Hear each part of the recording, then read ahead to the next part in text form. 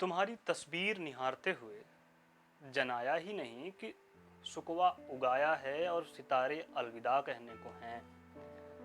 मन के सीलन भरे कोने में ठुमरी बज रही है, भंवरा रे हम परदेसी लोग।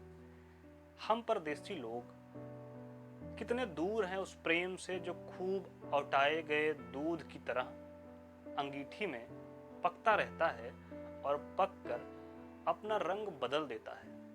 गेहूं के दानों में अब दूध नहीं बचा होगा। आम के पेड़ अब अपना बौर झाड़ दिए होंगे। बेल की चोरी होनी शुरू हो गई होगी। हर बार की तरह इस बार भी उस चितकबरी कुतिया ने कई बच्चे जने होंगे और सब बड़े होने से पहले ही मर गए होंगे। और तुम अपना पीलापन छिपाती हुई खिस से हंस देती होगी कि मुझे एनीमिया नहीं हुआ है, मैं बिल्कुल ठीक हूं। एक कवि ने सच ही कहा था, अप्रैल सबसे क्रूर महीना है।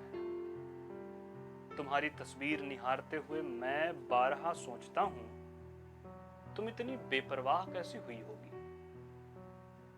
तुम्हारी मेमनों की तरह सजल आंखों में झांकता हुआ और हथेलियों की हरी नसों में दौड़ता हुआ मैं अब बहुत दूर निकल आया हूं। तुमने समंदर नहीं देखा कभी, ना ही पहाड़। झरने तुम्हारे सपनों में आकर सताते होंगे। नदी जिसे तुमने हमेशा पुल के ऊपर से ही देखा है, तुम्हें स्पर्श का सुख और बह जाने का हुनर सिखाने के लिए बुलाती होंगी। पर तुम समय और अवसर में भेद न कर पाने के कारण कह देती हो कि मेरे पास समय नहीं है।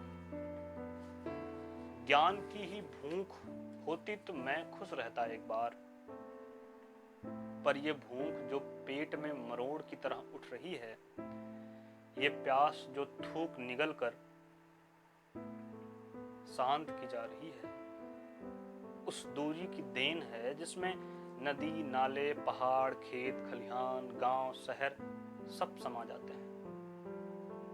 तुम्हारी तस्वीर निहारते हुए आस्था बढ़ती जा रही है जीवन के प्रति, पर अकेलापन 7 घोड़ों पर सवार होकर आता है और गहरे नीले आकाश के बीच ले जाकर भटकने के लिए छोड़ जाता है।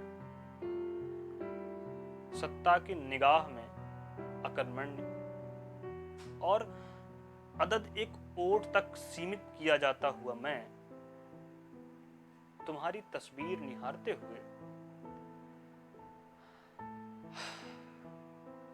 अब किसी पवित्र अपराध का भागी होना चाहता हूं।